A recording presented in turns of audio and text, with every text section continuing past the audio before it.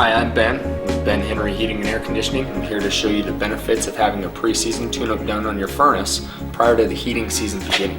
So the first thing I'm going to do upon opening the mechanical room and beginning my inspection is I'm going to be inspecting the flue piping for slope and any code violations as well. This one appears to be done properly, so we can move on. The next portion of what I want to address is the air filter.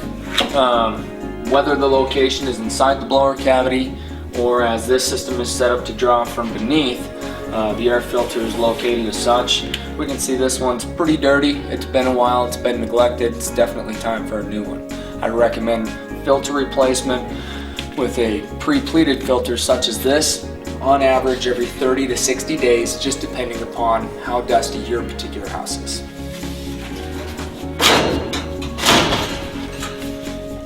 You can see on the back side of this door, there's not a whole lot of dust or debris here. However, we can definitely see some dust built up on each set of burners collectively as a whole. Minimal dust inside the burner compartment, so this is a good sign. It's not breathing a whole lot of dust, but now we're still going to pull the burners and get them cleaned up as the next step. Just give it a quick wipe down to knock down the excess dust and debris before we pull these burners, and then we'll clean them and reinstall. Here on this particular model is a carrier. There's two screws that hold the burner brackets down. Remove the bracket, set it inside here so we don't misplace it. Remove the burners. You can see here tons of dust and debris. I mean, this is a 12-year-old home. All this dust and debris collecting on top of the burners is also being collected inside, blocking the fins, decreasing your efficiency. We're just going to pull all these out one by one, take them up to a sink, wash them out. We're going to go ahead and wash the dust and debris off the tops, and also make sure all the burner is clean as well, cleaning out any debris from between the fins or the orifice here. The next portion that we're going to address is your flame sensor. This flame sensor appears to have oxide buildup on most of them do. So we're going to go ahead and clean this one up by removing it, taking some sandpaper, knocking off the oxide buildup, making sure that this is clean for the winter, ready to go. The flame sensor senses the heat, telling the fuel valve to keep the gas on. If this flame sensor becomes too dirty and can't sense the flame, it'll shut the furnace down because it doesn't think that we have combustion. We're going to reinstall this now and reinstall the burners.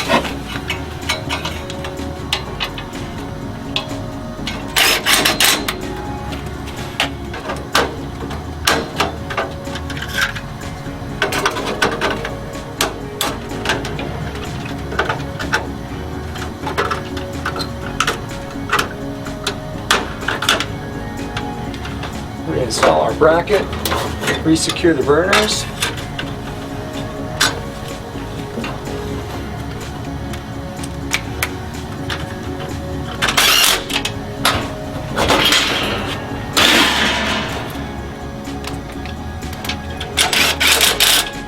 Next thing we want to address is just this high limit here. Make sure the fuse is good, wiring is on tight.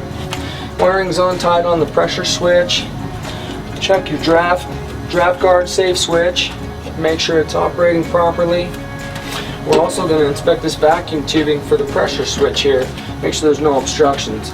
We can get a small calcification buildup on the vacuum port, preventing it from pulling down on the switch, making the furnace fail as well. So we just want to take something, no matter what it is, about the same size as the orifice here we're about to check, and run it through the orifice and make sure that it's clean, free of debris. This one appears to be clean. So this right here is the igniter. It's a hot surface igniter.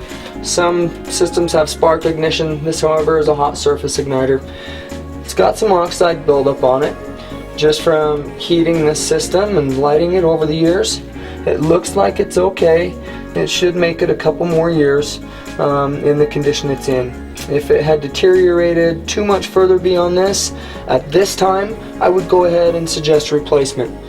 If you have a Landmark home warranty and we're getting a tune-up done through the home warranty, they will pay for the replacement of this part at no additional cost to the customer at this time. The next thing we're going to address is our electrical connections. Make sure they're all tightly fitted, none of them are loose, none of them are dirty. This one looks pretty good. Inspect the blower motor. Besides the debris or bypass from the filter, looks like the filter's doing a good job. There's no excessive dust or debris buildup inside the cabinet there. We'll double check our connections, make sure they're tight here from the thermostat. So I've inspected the electrical connections, they all look good, everything's tight. The only thing that draws a little bit of concern is this is just kind of flapping in the breeze right now. At this time, I would like to secure it with a zip tie up and out of the way, making sure it doesn't get sucked into the blower wheel at some portion sometime down the road. Next step, we're going to go over the system operations, make sure all the heat operations are operating properly. Make sure your gas cock is on, make sure your fuel valve is turned on.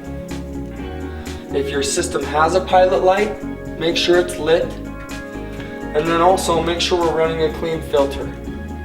We've already replaced this one, it should be good to go. If you're not running a clean filter, we won't move enough air across the heat chamber, causing the high limit to trip because it overheated. So one of the most important things you can do as the homeowner, keep your filter changed every 30 to 60 days. At this time, I'd like to address the thermostat calibration, just see how accurate this particular thermostat is. In every household, they vary. This one appears to be reading pretty true. We're fluctuating between 71.5 and 72.2, depending upon whether I breathe on the sensor or not. But anyhow, this one's reading accurate. At this time, we're going to call for heat and go inspect heat operations, make sure that everything goes smoothly. So at this time, we put the thermostat to call for heat. We're going to restore power to the furnace. This particular model of carrier will run, if we're calling for heat upon power up, it's going to run a 90-second blower cycle. After the 90-second blower cycle, it'll begin the heat stage, starting with the inducer motor. When the inducer motor runs, it's checking to see if the flue piping is clear, free of debris. If it is, it'll pull a vacuum down on the pressure switch, and the pressure switch will then tell the igniter that it's okay to begin to ignite. After the igniter has run through its stage, now the fuel valve will add fuel into the system, igniting it. If all the burners light smoothly, because I washed them out well and got them very clean, and they light one by one by one by one by one until they hit the very end, and the flame sensor senses the flame, the system will go off without a hitch, everything will be okay. If any one of these components doesn't work through this pre-trial, we'll know pretty quickly because it'll shut back down and it will not ignite. I'm going to turn on my amp meter, let it zero out. I'm going to check the amperage draw on the first motor as it begins to run. This particular motor shows that it should pull under an amp. We're at 1.34. Little vibration there.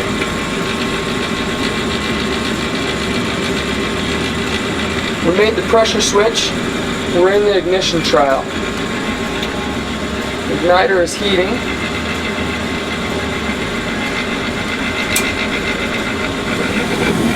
We have ignition. Now the overall amperage draw on the unit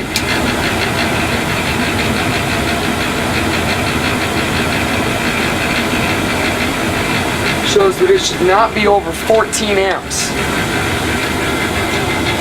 Now our amperage draw coming into the unit is 1.77 total right now, between powering the motherboard, the inducer motor, and running the fuel valve.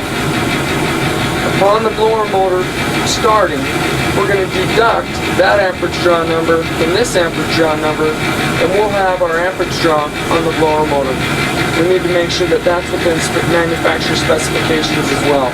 Well, if either of our motors that we just inspected were pulling too many amps, or in other words, overamping, if you have a Landmark home warranty, at this time they would be replaced due to the fact they would prematurely fail because they are overamping.